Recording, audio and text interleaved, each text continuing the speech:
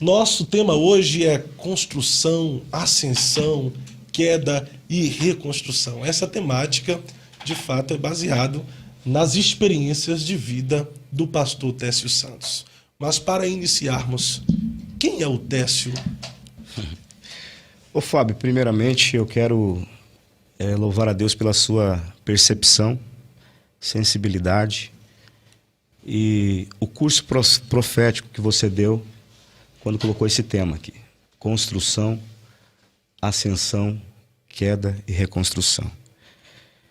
Primeiramente, primeiro plano, o Tércio é um menino que eu defino em duas palavras: amado e odiado. Me sinto amado por Deus e odiado pelo diabo. E isso desde novinho. Começando no ponto de vista, no prisma construção, toda construção tem uma base, toda construção tem um alicerce, um fundamento, né? E eu acredito que a construção do meu ministério, que é o carro-chefe aqui, o tema central, o cerne desse bate-papo, a construção do meu ministério não começou quando os homens reconheceram o meu ministério, mas teve um envolvimento hereditário, porque eu recebi do meu pai o dom. Principalmente meu vínculo com o Apocalipse, é um livro que eu gosto de falar, mas o meu pai, o presbítero Alfredo, desde muito novinho, ele sempre pregava para mim sobre o Apocalipse. Isso foi marcando a minha vida. Na hora da janta, meu pai falando sobre a marca da besta, do jeito dele, turrão, simplório, crente antigo, crente que ficou 20 anos afastado da igreja e nunca colocou uma bermuda. E às vezes tinha umas ideologias meio pesada de radicalismo, né? Tanto é que a primeira televisão que entrou dentro de casa entrou escondida. Aquelas paraguaizinhas.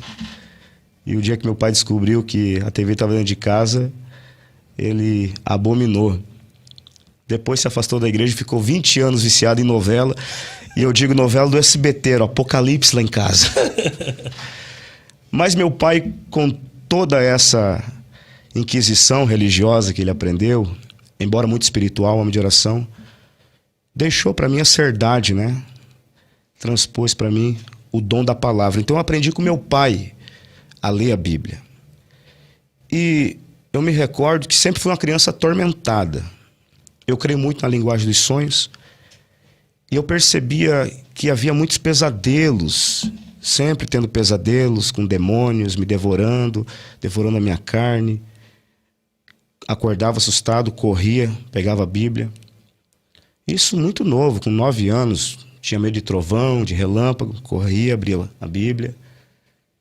E isso foi me inspirando já a ter o dom da palavra, né? O dom da ciência da palavra, que na verdade eu recebi um tempo posterior.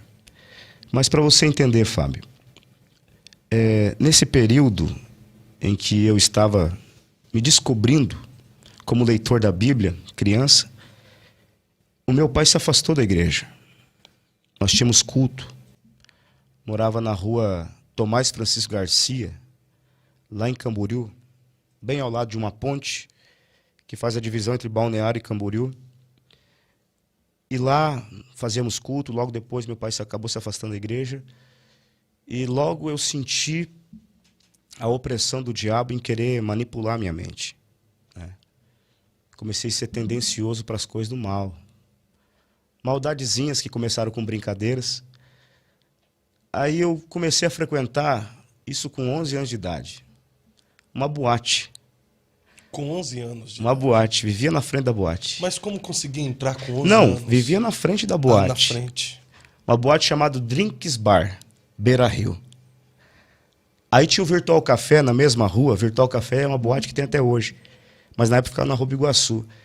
E a gente já tinha aquela tendência de ficar zoando as coisas, ia pra frente daquela zona. E tinha o Virtual Café que passava na televisão, propaganda do Virtual Café. Você quer emoção? Virtual Café.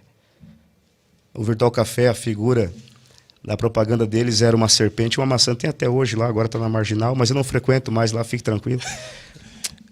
Mas daí, na época, a propaganda que passava na televisão é: você quer emoção, virtual café. Serpente e a maçã já é a voz do Éder, já era né? a voz do Éder. Aí nós ia pra frente daquela boate do Beira-Rio para zoar com as prostitutas, né, com as mulheres que estavam fazendo serviços não convencionais lá. E nós parávamos na frente e dizia assim, a frase da televisão, né? Você quer emoção? Virtual café. Você quer um dragão? Drinks Bar Beira-Rio. E corriam com a gente. Então ali já começou uma tendência de maldade, fumar o primeiro gudã, cigarro, né? Isso daí foi me envolvendo dentro de um contexto obscuro. Aí comecei a cheirar cocaína, até que eu conheci o crack. Mas, pastor, nesse período aí, o senhor foi criado em um lar evangélico. Sim. Num Não, lar até cristão. os meus 10 anos ali, eu fui criado num lar cristão. Aí depois o seu fervoroso. pai desviou. Se afastou. E quando se afastou, houve uma desestrutura, digamos assim, né? Meus irmãos já estavam fora, já tinham as festas, bastante festa em casa, entendeu? E nesse contexto que começou a progenitar no meu coração, a engendrar em mim, né? A nascer em mim, o desejo pelo ocultismo, porque eu digo que droga é ocultismo, droga é feitiçaria, droga é pacto com o diabo, né? Tanto é que lá na Bíblia, adoradores de Baal, de Azera, eles, além de se retalhar com facas, eles queimavam incenso e ficavam loucos com a fumaça debaixo das árvores. Esses incensos, então, poderia ser uma droga? Já era uma droga. Já era uma droga. Feitiçaria, porque droga é uma porta espiritual. E ali, conhecendo o crack, eu definhei. Isso com 12 anos. O crack eu conheci com uns 13 para 14 anos. E eu fiquei até os 16 no crack, mas foi intenso mesmo. De virar mendigo de rua. Um adolescente mendigo de rua, decretado de morte e uma miséria total. E nesse período seu pai estava afastado ainda? Afastado. Mas nesse processo ali, eu tenho que fazer essas abordagens, porque foi um momento muito obscuro, onde eu vi a decadência que a droga pode te levar, né?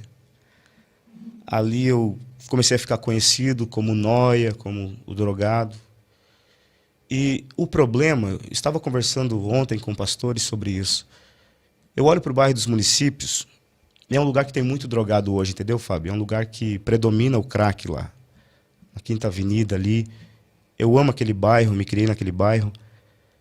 E às vezes eu fico triste quando eu vejo as pessoas dizendo: ó o nóia, ó o drogado, ó o vagabundo, ó o zumbi. Mas eu conheci ali naquele bairro. Estou falando para você que eu sou testemunho ocular do que eu estou falando aqui. Então eu falo com propriedade. Conheci naquele bairro e sei de casos de advogados perdidos na rua, mecânico da BMW, gente que aluga a cobertura na beira da praia, lá em Balneário, para fumar pedra e morar na rua.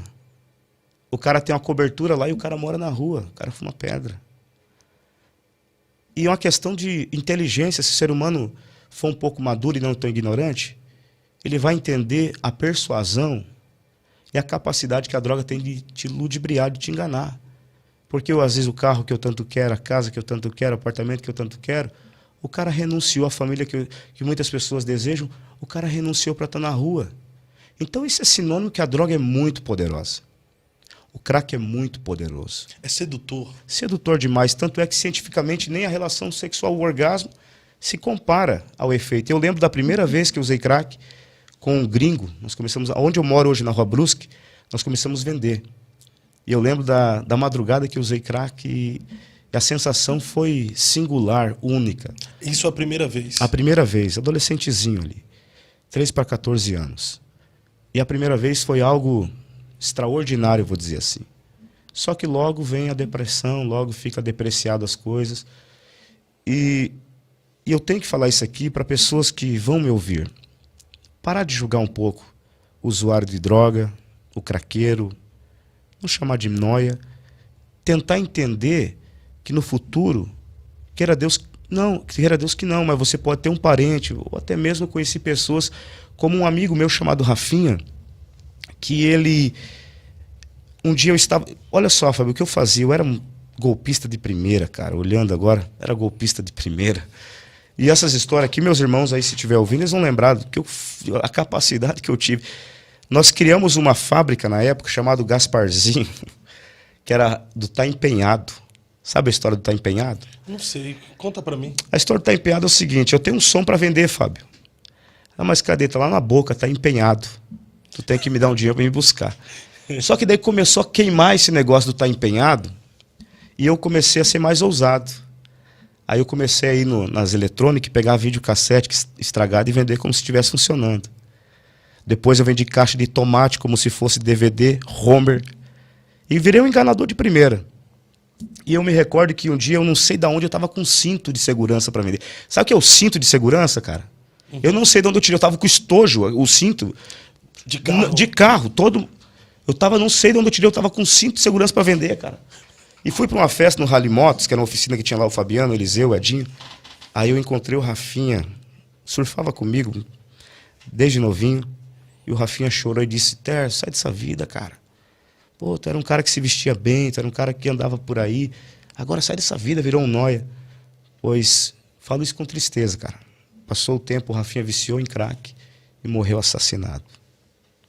Porque da mesma forma como você julga, você é julgado. Da mesma forma como você mede, você é medido.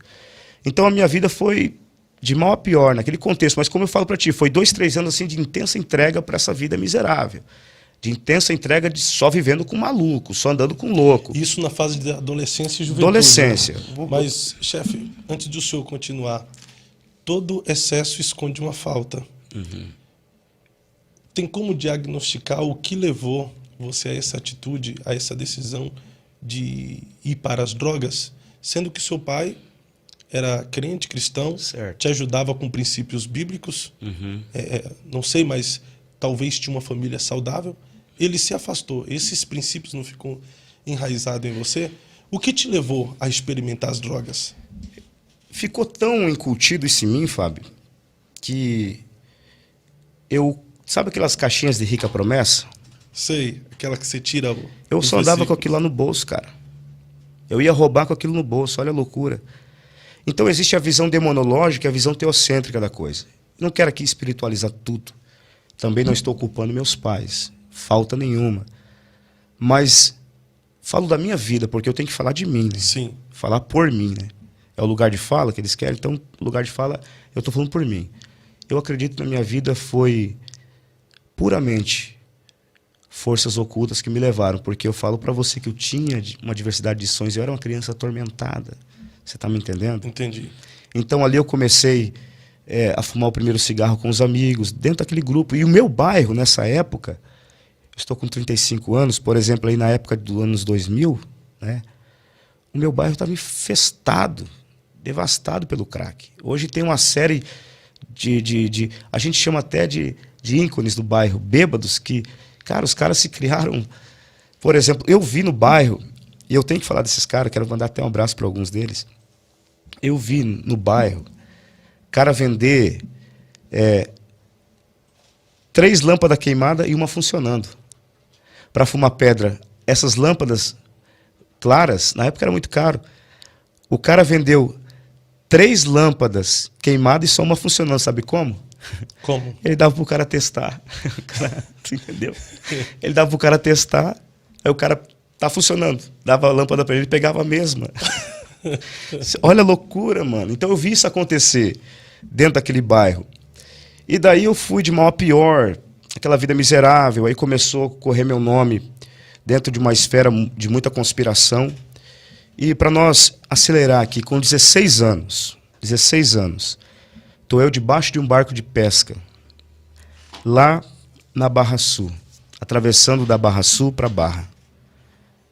Tinha um amigo meu chamado Capoeira, nem sei onde é que está ele, mas acabei caindo lá dentro porque tive que fugir dos garçons.